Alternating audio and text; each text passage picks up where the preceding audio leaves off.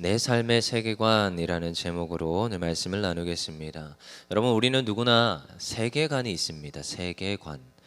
세계관 뭔지 아십니까? 네, 우리 참 새벽 예배는 독특함이 있어요. 우리 어머님들만 와서 예배를 드리는데요. 우리 아버님들도 왔으면 싶습니다. 그래도 저도 어릴 때부터 늘 그 어머님의 기도를 들으면서 자라났거든요. 그럼 저는 이제 교회가 집이요 집이 교회면서 살았잖아요. 그러면 이제 제가 이제 기억이 나는 판작 교회는 생각이 안 나요. 너무 어릴 때라. 근데 이제 하우스 교회 때가 생각이 나는 게 4시 반부터 이제 제가 잠귀가 밝아요. 누가 문만 탁 열면 깨거든요. 엄마가 문을 탁 열면 그러니까 저희가 자고 있는 거실을 지나야 예배당으로 갈 수 있어요. 근데 이제 이미 나갈 때도 깨지만 그래도 살짝 깼다가 또 잠들잖아요. 엄마 나가나 보다 하고 또 자는데 또 뭐 때문에 깨느냐? 엄마가 기도하는 소리에 깨요. 기도하는 게 다 들려요. 그리고 이제 뭐 예배를 할 때 찬양하고 뭐 이렇게 새벽 예배 형식을 갖춰서 예배를 하잖아요.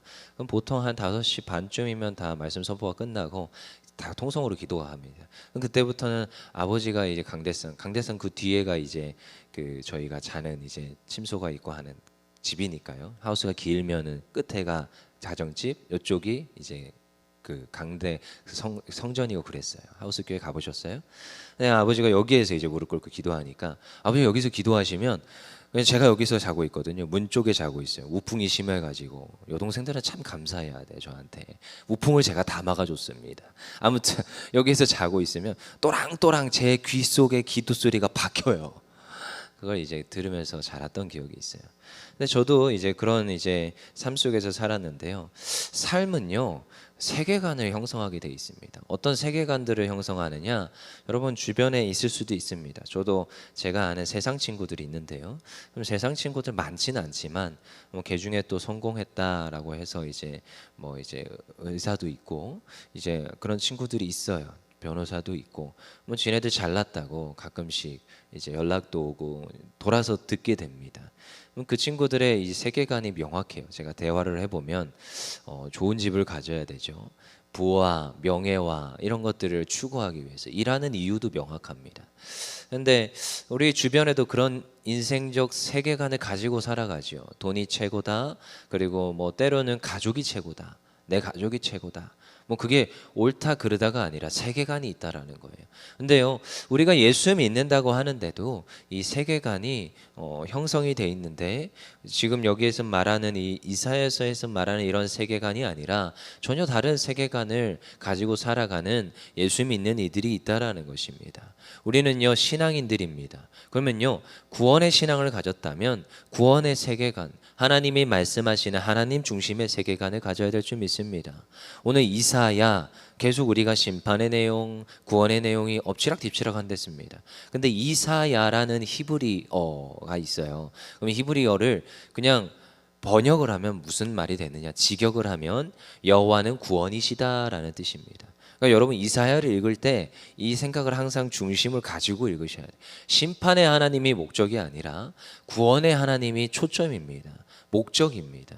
그래서 우리가 원어 공부도 사실 해야 돼요. 이제 저도 이제 대학원에 들어가게 됐는데요. 이제 석박사 과정으로 이제 들어가려고 전 석사가 있어요. 목회학 석사가 있어서 목사를 받습니다. 안수를 받아요. 이제 내년 4월에. 근데 또 석사를 해야 돼요. 왜냐하면 신학 석사라는 게 있습니다. 목회학 석사는 그 목회를 하고 이제 목사를 되는 그 가장 기초적인 과정인 거죠. 저도 학사가 신학 학사가 있고 목회학 석사가 있어서 이제 안수를 받지만, 근데 신학 박사를 하려면 신학 또 석사를 해야 돼요. 신학 박사의 기본 또 전제 조건이라 우리나라에서는 좀 그렇습니다. 그리고 외국 가도 동일해요. 신학 석사를 또 해야 돼요. 그 학교에서 요구하는 신학 석사를. 그래서 신학 석사를 이제 들어가는데요. 이제 그럼 들어가면 가장 먼저 뭐 해야 되느냐? 히브리어를 해야 됩니다. 그래서 히브리어 지금 공부하고 있어요. 9월부터 이제 공부가 시작되는데 히브리어 또 해야 돼요. 이제 학부에 그 꼬부랑 글씨예요. 굉장히 상용 문자입니다. 이상하게 생겼어요. 막 이렇게 그런 걸 고어라고 하는데요. 죽은 언어죠. 근데 이제 그걸 또 다시 이제 공부를 해야 되고요. 근데 이제 그러면서 이사야서를 이제 보면 이사야서도 히브리어로 기록됐잖아요. 신약은 헬라어로 기록됐고, 그래서 이제 원어 공부를 해야 되죠.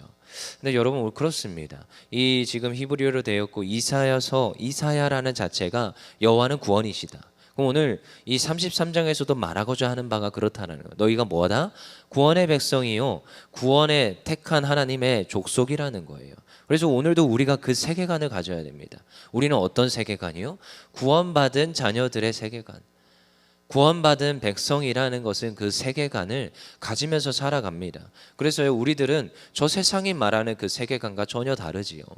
저는 어릴 때부터 늘 그걸 보고 와서 자라서 그런 것도 있지만 제가 살아가면서 이제 선택한 세계관이 그렇다라는 거예요. 저들이 말하는 그 부와 돈과 명예와 가정과 건강과 이 세계관을 쫓아서 사는 게 아니라 오늘도 하나님이 말씀하시는 이 구원의 세계관. 그럼 그 세계관의 끝에는 무엇이 있겠습니까? 종말이 있겠지요. 근데 그 종말은요, 우리에게 심판의 때가 아닙니다. 구원받은 자녀들의 종말은 구원의 때고요, 하나님의 잔치에 들어가는 기쁨의 때입니다. 그래서 제가 한번 찾아봤어요. 제가 참 감사하게 이런 책이 있습니다. 개혁주의 기독교 세계관이라는 책이 있어요. 이게 제가 신학교 학부 때 이제 신학교 4학년 때 들었던 이제 책인데요. 윤석인 목사님 교수님이 이제 그 번역을 하셨어요. 마이클 호트니지였고, 그럼 여기에도 이 기독교 세계관이 있는데요. 개인의 삶에 대한 세계관이 변화되어야 된다. 그리고 개인의 가정, 그 가정들의 세계관이 바뀌어야 된다. 그리고 교회와 그리고 또한 이 세계를 바라볼 수 있는 그 세계관이 바뀌어야 된다는 거예요. 잘못된 세계관으로 가고 있다라는 거죠. 포스트 모더니즘, 그리고 자신들의 이익과 절대적 이기주의를 쫓아서 살아가는 그 삶, 그걸 뒤집어야 된다고 말하고 있어요. 제가 신학교 4학년 때는 사실 수업에 대한 기대가 없었어요. 근데 이 신학교 4학년 때 이걸 처음으로 한번 들으면서 세계관에 대한 정리가 됐었습니다. 그리고 그때 이제 생각을 했죠. 이제 4학년이잖아요. 여러분 신학교 졸업한다고 다 목회길 가는 거 아닙니다. 고민을 하잖아요. 4학년에 어떤 걸 고민합니까? 지금 뭐 정은희라는 자매도 있는데 이제 4학년 졸업반이에요. 항상 그때 되면은 이제 충돌이 일어납니다. 어떤 충돌이요? 내가 먹고 살 수 있을까? 그 신학교라고 해서 동일합니다. 동일해요. 내가 가정을 꾸리고 이 땅에서 먹고 살 수 있을까? 그때만 해도 그때도 목사님들이, 교수님들이, 그리고 수많은 선배님들이 야, 지금 결혼 하기 싫은 1순위가 전도사, 목사들아. 너희들 어떡하냐? 근데 지금 코로나 시국에도 가장 결혼하기 싫은 1순위가 누군지 아십니까? 그렇다라는 거예요. 엄청난 고민을 하겠죠. 근데 그때 참 감사하게 이 책을 접하고 세계관이 정립이 됐습니다. 내가 하나님 위하여서, 초심이었죠. 사실 신학교 1학년 때는 초심이 명확했어요. 내 여호와를 위하여서 살아가리라. 그랬는데 4학년 되니까 안 그런 거죠. 계속 갈수록 신학교 2학년 때는 그래 나는 집사 정도 돼야지, 장로 정도 돼야지. 근데 신학교 3학년 때는 난 성도로 살아갈 거야. 4학년 땐 아니야, 난 세상에서 살아갈래. 이렇게 된다고 하더라고요. 근데 저도 위기가 찾아왔었는데 하나님 앞에서 그 세계관을 정립할 수 있는 귀한 시간들이 있었습니다. 그래서 저는 꼭 제 책상 옆에다가 일부러 꽂아놔요. 집에 가서 수많은 책들이 있지만 제 책상 옆에 꽂아놓는 책은 다 이유가 있어서 제가 꽂아놓는 거예요. 여기 사무실에 꽂아놓는 이유는. 근데요, 그래서 우리가 세계관을 정립을 해야 됩니다. 수많은 독특한 세계관 속에서 살아가는데 우리는 기독교적 세계관, 우리는 정말로 구원받은 구원의 백성의 세계관을 정립해야 됩니다. 특별히 우리 어머니들이잖아요. 그럼 우리 자녀들에게 어떤 세계관을 주입할 것이냐? 우리가 주의를 한번 등한시하잖아요. 아이들은요 그걸 보고 있습니다. 저희가 말을 수백 마디 수천 마디 하는 것보다 단 한 번의 행동이요 그 모든 걸 뒤집어 엎을 수가 있어요. 저는 아직도 충격인 게 제 둘째 여동생이 공인중개사 시험을 못 보러 갔습니다. 주일날 시험 본다니까 못 보러 갔어요. 근데 그 한 번의 결단과 그 한 번의 요구하시는 그 엄마 아빠를 바라보면서 주일에 대한, 주일 성수에 대한 개념이 명확히 섰어요. 그리고 제가 앞으로 가르칠 아이들한테 어떤 주일 성수를 가르쳐야겠구나, 그게 명확합니다. 여러분, 우리는 우리 자녀들에게, 우리 다음 세대에게, 그리고 특별히 우리 주변에게 어떤 기독교적 세계관을 나타내 보일 것인가 심각하게 고민하고 정립해야 될 줄 믿습니다. 오늘 나옵니다. 17절 18절 뭐라고 합니까? 읽어보겠습니다. 시작. 내 눈은 왕을 그의 아름다운 가운데서 보며 광활한 땅을 눈으로 보겠고 내 마음은 두려워하던 것을 생각해내리라. 계산하던 자가 어디 있느냐? 공세를 계량하던 자가 어디 있느냐? 망대를 계수하던 자가 어디 있느냐? 지금 여호와 하나님을 바라봐야 돼요. 그렇지만요, 그들의 눈이 가닥하고 돌아갑니다. 어디요? 세상을 돌아보는 거예요. 자꾸 그들이 계산하던 것, 두려워하던 것들을 생각해냅니다. 여러분, 우리는요 처음에 그 마음을 유지하는 게 쉽지가 않습니다. 제가 군대 들어갔을 때 대대장님이 항상 강조하고 항상 외치던 그 뭐라고 해야 되죠? 군대 군 가훈 같은 게 있었어요. 그래서 항상 걸어놓고, 나중에 구막사에서 신막사를 지었는데 신막사 입구에다가 걸어놓은 그 가훈 같은 게 있어. 뭐라고 해야 되죠? 군훈이라고 해야 되나요? 가훈도 아닌 것이 군훈이겠죠. 그게 뭐냐? 초심을 잃지 말자. 그 말을 꼭 하셨습니다. 여러분, 저도 신학교 들어가서 그렇게 바뀌었었잖아요. 근데 우리 삶이 그렇게 바뀝니다. 자꾸만. 누가 그러죠? 너는 현실을 몰라. 아니요. 현실과 신앙은 전혀 다른 문제입니다. 세상이 말하는 그 현실과 하나님 앞에서의 나의 신앙은 전혀 다른 문제입니다. 군대에서 그 대대장님 집사님이셨어요. 안수 집사님. 근데 그 대대장님이 늘 외치던 거, 내가 군대에 처음에 들어왔을 때 그 초심, 내가 나라를 위하여서 나의 생명을 불살라 드리리라, 그 초심을 잃지 않겠다라는 거예요. 그리고 항상 간부들을 모아놓고 항상 이렇게 교육하셨던 것이 초심을 잃지 마라. 너희들 왜 이렇게 군대에 들어왔냐? 왜 병사로 안 들어오고 왜 지금 이렇게 간부로 들어와서 이렇게 이렇게 그 나라를 위하여서 봉사하고 헌신하냐? 우리가 초심을 잃지 말자. 국민을 위하여서 비록 우리가 애쓰고 봉사하고 힘들지라도 이 모든 것들을 초심을 잃지 않고 지켜나가자. 똑같습니다. 신앙생활이 그렇습니다. 우리가요 저 왕을 바라볼 게 아니라는 거예요. 돛대와 망노와 계산하는 것을, 두려워하고 염려하는 것을, 우리가 그걸 바라볼 게 아니라는 것입니다. 그리고 그것을 위해서 추구하고서 쫓아가지 않습니다. 우리가 쫓아가시는 분은 여호와 하나님인 줄 믿습니다. 그걸 누굴 바라봅니까? 이사야. 여호와는 구원이시라. 구원의 여호와를 바라보면서 가는 거예요. 이사야를 읽으면서도 헤매시면 안 됩니다. 심판하신다고? 나는 죄짓고 나는 엎어지는, 이거에 자꾸 초점을 맞추시면 안 됩니다. 초점이 명확합니다. 구원하실 여호와. 우리의 신앙의 초점도 명확합니다. 저 앞에서 나를 지금도 인도하시고 한 걸음 앞서서, 아니요 100걸음 앞서서 인도하시는 그 여호와 하나님을 쫓아가는 거예요. 그걸 바라보고 그 표대를 바라보고 쫓아가기만 하면 됩니다. 그럼 우리 인생이 어떻게 됩니까? 잘 됩니다.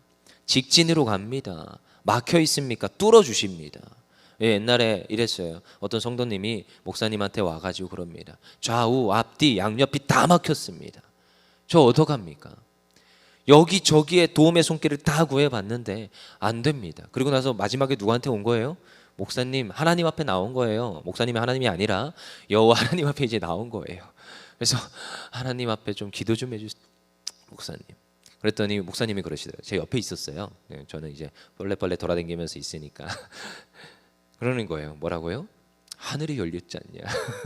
하나님이 도우실 줄 믿습니다 하면서 안수 기도를 해주시고 하시는데요, 해결이 됐을까요? 안 됐을까요? 해결이 되더라고요. 좌우 앞뒤 양옆이 다 막혔다고 하는데 뚫어두시더라고요. 넘게 하시고요, 극복하게 하시고 하나님 앞에 귀하게 쓰임받는 그 자리에 서게 하더라고요. 그게 여호와 하나님의 도우심이고요, 일하심인 줄 믿습니다. 그래서 우리의 세계관은 전혀 달라요. 강포한 백성, 저 세상이 말하는 그들의 명예와 권력과 돈과 그들이 말하는 가치관과 세계관을 쫓지 않습니다. 어떻게 해요? 20절 읽어보겠습니다. 시작. 우리 절기의 시온성을 보라. 내 눈이 안정된 처소, 그 말뚝이 영영이 뽑히지 아니할 것이요 그 줄이 하나도 끊어지지 아니할 것이라. 누구를 바라보라? 예루살렘, 그 구원할 그 시온성, 왕 대신 여호와 하나님을 바라보라는 거예요. 이게 우리가 초점을 맞추고 바라봐야 될 그분입니다. 그러면요 세계관이 완전히 뒤흔들리고요 바뀌게 돼 있습니다. 이 세계관이 완전히 뒤엎어진 사건이 있었던 왕이 있습니다. 여러분, 솔로몬 왕 기억하십니까? 그는 얼마나 잘난 왕입니까? 너무나도 잘났잖아요. 성전을 지었어요. 다윗이 그렇게 오매불망하던 성전 못 지었습니다. 그의 핏값으로 짓지 못했습니다. 여호와 하나님이 기뻐하지 않았어요. 그가 짓는 것을. 그렇지만 이 솔로몬은요, 이 성전을 짓는 권세, 영화를 누리게 되지요. 그리고 그의 땅이 얼마나 부유했습니까? 그가 가신 것이 얼마나 많았습니까? 그는 얼마나 많은 인정과 수많은 것들을 축적했고, 그렇지요. 그렇지만 그가 뒤엎어집니다. 그래서요, 솔로몬이 말한 가장 핵심, 그의 말년에 말할 수밖에 없었던 핵심이 무엇인지 아십니까? 헛되고 헛되고 헛되다. 다 이뤄보니까요, 헛되대요. 저희 어머니도 똑같이 얘기합니다. 얼마 전에도 어머니는 늘 그러세요. 내가 널 위해서 항상 기도한다. 너의 사역을 위해서. 왜냐하면 아직도 사역을 하시기 때문에 항상 묶여 있습니다. 요양센터를 하기 때문에 어디도 못 가요. 제가 강도상 인어 받는데도 못 와요. 못 와요. 제가 좀 오라고 했는데 좀 와라. 뭐 가족 여행도 없었고요. 뭐 못합니다. 항상 교회에 매여 있어요. 하나님 앞에 매여 있다고 하시는데 제가 봤을 땐 교회에 매여 있어요.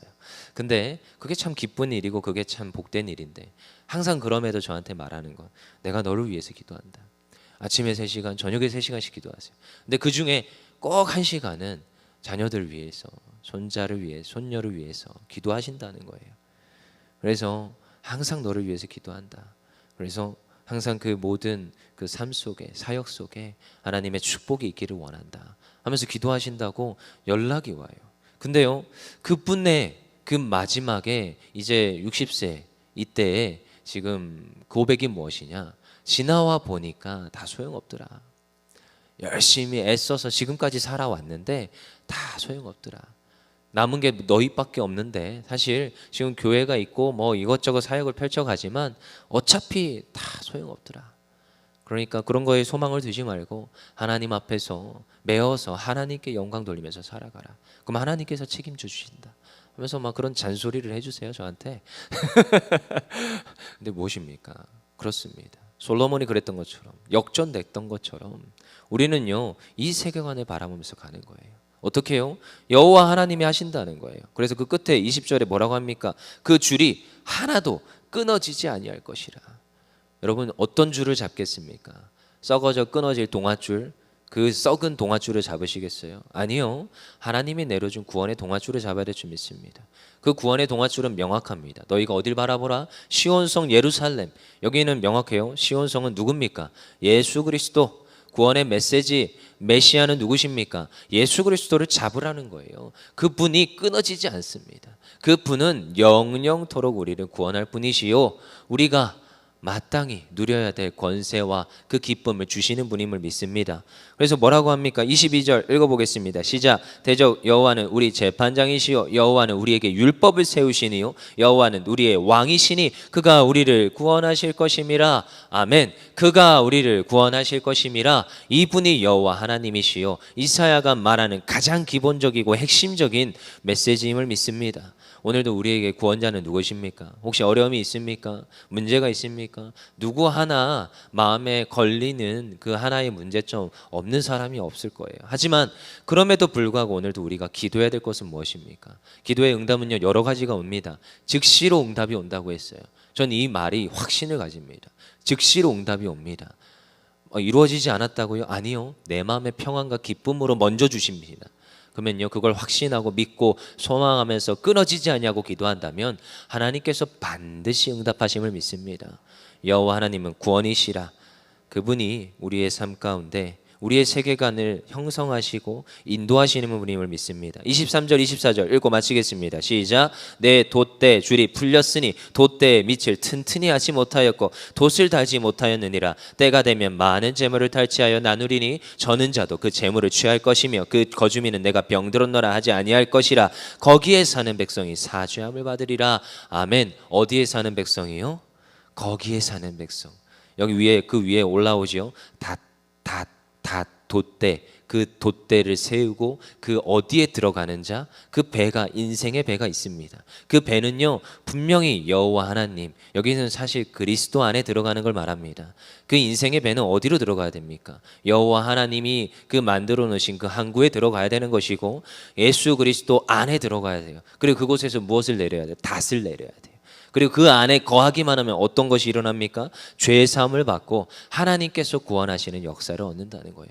그래서 우리들은 저 세상에 떠밀려가는 인생이 아니라 여호와 하나님 앞에 메인바 되었고 그곳에 닷을 내리고 그곳에서 살아가는 주의 백성임을 믿습니다. 그럼 그 인생은 어떻게 됩니까? 그 가정은 어떻게 됩니까? 그가 가는 곳은 어떻게 됩니까? 여호와의 구원과 여호와의 축복과 여호와의 다스림이 있는 그 인생이요, 가정이요, 그 놀라운 그 모든 삶의 지경이 됨을 믿습니다. 오늘도 이러한 기도 제목들을 붙들고 기도하시는 주의 성도들 되기를 소망합니다. 우리 이 시간 기도하며 나아갑시다.